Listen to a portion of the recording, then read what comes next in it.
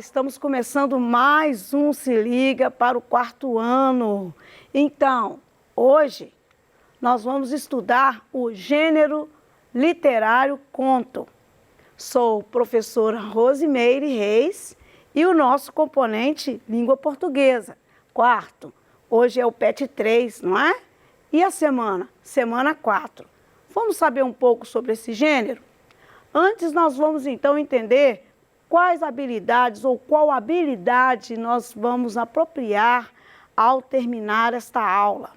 Nós vamos hoje compreender e ler com certa autonomia narrativas ficcionais que apresentem cenários, personagens, observando os elementos da estrutura, narrativa, enredo, tempo, espaço, personagens, narrador e a construção do discurso, que pode ser indireto ou discurso direto.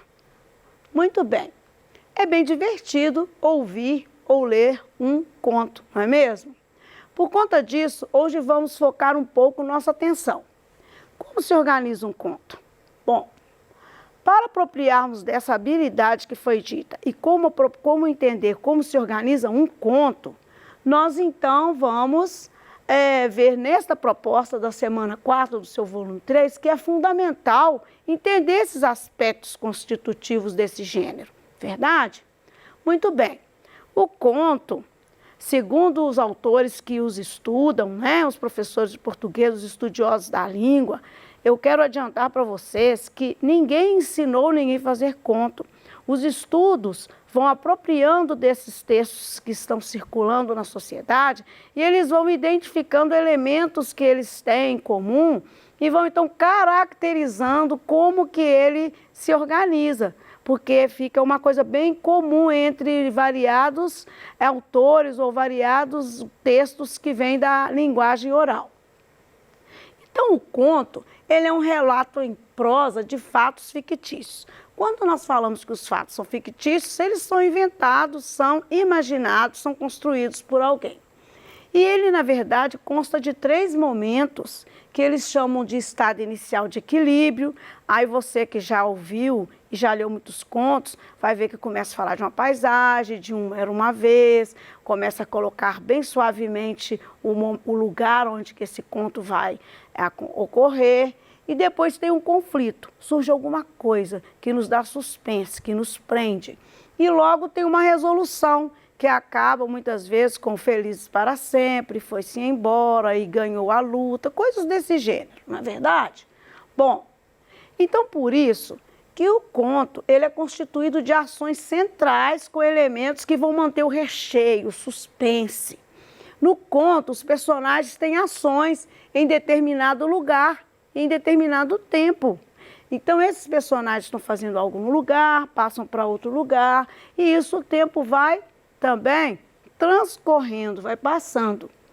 Para fazer isso, o autor, o leitor ou o próprio produtor do texto, ele vai utilizando do recurso descritivo. Com esse recurso descritivo, você, enquanto leitor, vai apropriando na sua imaginação dessa apresentação que é feita pelos personagens, pelos lugares. Então, era uma horrenda bruxa, ou era um velho rei, era uma linda criança. Então, vai falando esse personagem, as roupas estavam em frangalhos, ele era muito pobre. Então, essas características vão sendo feitas na descrição, para a gente imaginando. O lugar também era um belo palácio, ou era uma antiga rua, ou era uma tenebrosa floresta. Tudo isso vai sendo descrito. E o discurso dos personagens sempre virá contraversão. Quando os personagens não estiverem conversando, aí você pode ter absoluta certeza que quem está controlando o texto é o narrador. O narrador não tem travessão, mas os personagens têm. Diga-se de passagem que nesse texto, que é o alfaiate valente que você tem no seu PET, ele não tem a interlocução dos personagens. Você pode observar isso, é uma observação importantíssima, que não há travessão porque não há interlocução. Olha que conto interessante.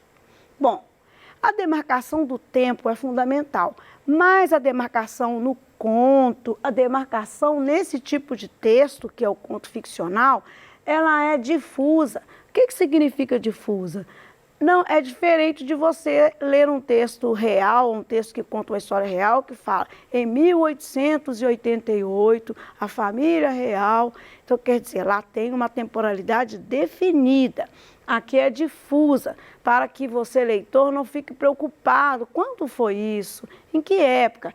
Ele sempre era uma vez, certa vez, era um verão, né? Era uma primavera, porque aí fica difusa e você pode seguir a partir daquela marcação de tempo para as ações e os episódios do conto. Muito bem.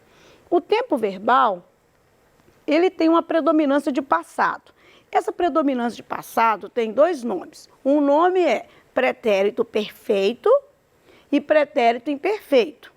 Logo você vai identificar isso sem preocupação. Porque na nossa linguagem oral a gente está sempre utilizando esses tempos verbais. Só que nós não vamos ficar refletindo sobre a nossa fala. Então, quando nós vamos analisar esses recursos na escrita, a gente fica um pouco receoso de estar tendo uma coisa muito complexa. Não. Pense no que você fala, pense como você conta os fatos, pense como você relata as coisas para as pessoas, que você vai perceber que você utiliza esses tempos verbais o tempo todo. Às vezes o presente é feito no diálogo, né? Por exemplo, você encontra a formiga. Formiga, você está aqui por quê? Então, quer dizer, ela está conversando com uma outra formiga, por exemplo. Mas o narrador vai sempre demonstrar os fatos através desse recurso do passado. E, a critério gramatical, o passado é definido por pretérito perfeito, pretérito imperfeito. E tem também o futuro do pretérito, sabe? Que a gente tem esses tempos aí, mas no conto são esses dois que nós vamos ver. O pretérito imperfeito vai sempre marcar um processo. Acordava, quer dizer, então não acordou de repente. Sonhava, andava, encontrava. Já o pretérito perfeito é sonhou, acordou. São coisas que acontecem de súbito, né? Por exemplo, eu sonhava com o tempo quando a janela abriu. A janela abriu é perfeito. O sonhava, eu estava lá sonhando, era um processo, certo? Como que se define as personagens no conto? Olha, eu vou mostrar para vocês que primeiro eles falam de um surgindo e depois fala dele o tempo todo, já bem demarcado. Vocês vão ver agora, analisando o seu próprio conto que está no seu PET. Vou falar antes de mostrar o PET sobre o narrador, que é fundamental, que a gente acredita que é o autor que está contando. Não, o autor criou a história. Ele cria também o narrador. Ele cria o narrador para o narrador ser o porta-voz. Ele vai contar os fatos. É como se ele criasse também alguém que viu, que tomou conhecimento. Então, esse narrador, ele está vendo a história, ele está contando para você de um lugar que você não o conhece. Então, esse narrador é o contador dos fatos. Ele pode ser personagem, se ele estiver participando da história, do conto. E ele pode ser também só aquele que fala. Então, ele vai falar do outro. A gente chama o outro de terceira pessoa. O alfaiate é uma terceira pessoa para o narrador. Ele é um outro. O narrador fala dele. Qual que é a posição do narrador? Ele pode só conhecer o que está acontecendo e contar e se surpreender também com os fatos, ou ele pode saber tudo, chega e conta tudo de uma vez. Que eu acredito que é o caso do nosso conto, que hoje está na semana que você está estudando no seu PET. Bom, então nessa semana 4 você vai deparar com esse texto, que é o alfaiate valente. Como eu disse para vocês, ele tem uma demarcação de tempo difusa. Essa marcação difusa é certa vez, como eu disse, não é no ano tal, né? No ano passado, não. É certa vez, é difusa, serve para qualquer tempo. Aqui tem certa vez, aqui também tem era verão, né? Também é uma marcação de tempo difusa, não é isso?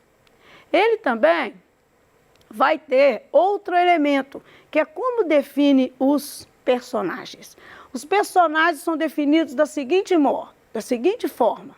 Uma primeira começa com indefinido, um alfaiate modesto e trabalhador que fazia ternos, um alfaiate. Mas depois que apresenta esse alfaiate, que vai ser dele que vai ser falado, aí eles vão colocar ele com uma definição, né? Deixa eu voltar aqui um pouquinho, ó. Um recurso descritivo, apresentar os personagens e os lugares. Quando apresenta os personagens, ele vai falar na descrição. Modesto, trabalhador, fazia ternos. Isso vai fazer a gente criando na cabeça quem é. Não é isso? Bom, aí nós vamos ver aqui que tem também um artigo definido. O alfaiate já está apresentado, já foi apresentado, já foi mostrado. Era um alfaiate tal, agora é o alfaiate, porque a gente já sabe quem é. Um é porque não definiu ainda. O é porque a gente já sabe quem é.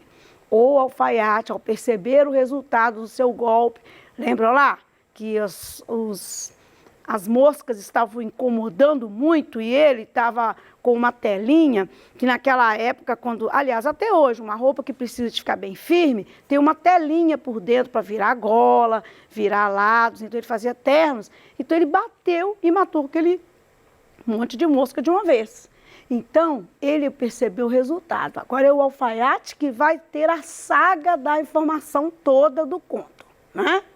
Bom, como que é o tempo? Ele tem a predominância, como eu disse para vocês, do pretérito perfeito e imperfeito. Onde que tem pretérito perfeito e imperfeito aqui? Olha, o imperfeito marca o processo, tá? E o perfeito, ó, então aqui, ó, esse imperfeito, deixamos ver se aqui se eu acho um imperfeito para mostrar para vocês, ó. Estavam, tá? Estavam, deixa eu desmanchar aqui. Estavam, é imperfeito, estavam, né? Estavam aqui de novo, olha, tá vendo? Aí tem o outro que é o perfeito, tem vários aqui. Ações concluídas, olha aqui, concluída. Ele vai aqui, ó, prometeu, ele prometeu, concluiu. Ele não estava prometendo, prometia, não, prometeu. Então acabou, prometeu. Encontrou.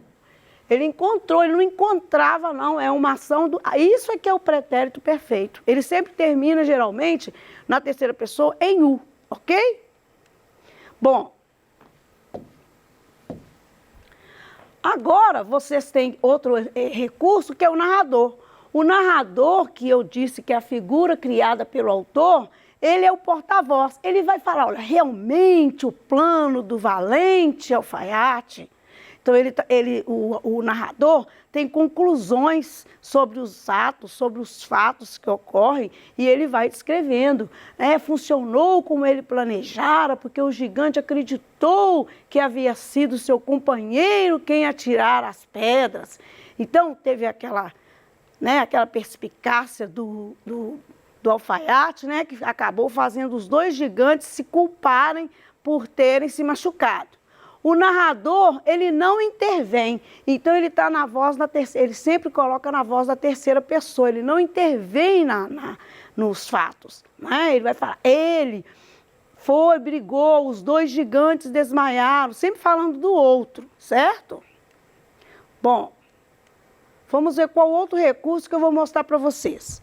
Essa do narrador é fundamental, como vocês viram, e nesse caso, vocês então podem agora pegar a atividade e criar um final para esse texto. No final desse texto, você sabe que o alfaiate ficou com a forma de mata 7, porque ele passou a impressão de que ele matou 7 coisas de perigosas de uma vez, embora tenham sido moscas. Mas ele foi muito astuto para acabar com o problema que estava na outra aldeia. E ele estava sendo prometido pelo rei para casar com a princesa, se caso ele conseguisse acabar com o dilema da aldeia, que eram os gigantes que estavam perturbando.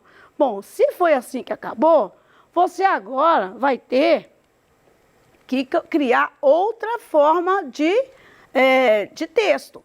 Você vai terminar de outro jeito. Você vai criar um final, você vai manter o narrador que não intervém. Eu espero que você faça isso. Eu sugiro que você também não inclua diálogo, porque é necessário, é importante que você mantenha o formato desse texto. O formato desse texto tem só o narrador. E o narrador, ele é observador. Eu sugiro que você continue na mesma linha de produção, que você narre, adote também os tempos verbais, que é o pretérito imperfeito, o pretérito perfeito, mantenha a trama da narrativa. Este conto, como eu disse, em especial, como não tem discurso direto, eu sugiro que você não coloque diálogo entre os personagens. Eu sugiro que você mude esse final. Eu tenho uma sugestão, por exemplo, casamento, ou, por exemplo, infelizmente alguém viu e percebeu que o alfaiate tinha enganado a aldeia, ou então você pode contar também como ele voltou para o palácio, que não tem esse final, não é? O alfaiate, ao retornar ao palácio, foi recebido, né, aclamado e apresentado para a sua noiva, né, para a sua... desposou-se da princesa e houve uma grande festa. Se você continuar nesta linha, você vai fazer um belo final para esse conto, tá? Mas mantenha-se como narrador observador. Essa sugestão, eu acredito que vai ficar melhor. Você observe. Muito bem. Você então hoje aprendeu que o conto é um relato em prosa de fatos fictícios, né?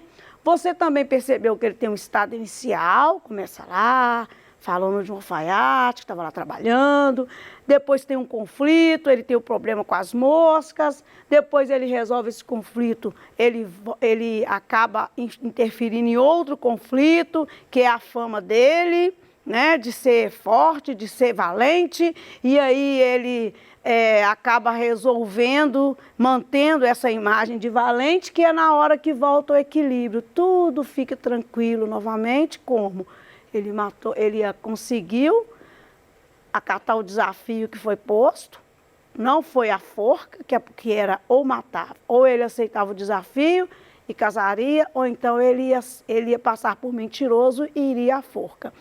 Ele então recupera o equilíbrio do conto, né, da trama.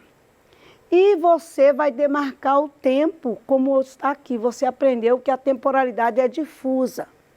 Então você pode colocar no outro dia ou passado algum tempo. Todas essas marcações são difusas, elas não têm datas delimitadas. E você vai trabalhar com a predominância do pretérito perfeito e imperfeito e só presente no diálogo, que nesse caso nós não temos, né? Os personagens vão ser sempre apresentados por artigo indefinido e logo depois substituído pelo próprio nome, como muitas vezes falamos o alfaiate ou o nome, e o narrador é uma figura que apresenta os fatos. Ele pode ou não ser personagem, nesse caso aqui não é. Bom, assim nós então terminamos e eu espero que você tenha sucesso na confecção desse final desse conto e nós vamos ter uma próxima aula bem interessante, tá? Você vai trabalhar, nós vamos estudar, aprender sobre o texto teatral. Nós vamos descobrir o que esse gênero tem de especial. Aguardo você com muito carinho. Até lá, querido quarto ano.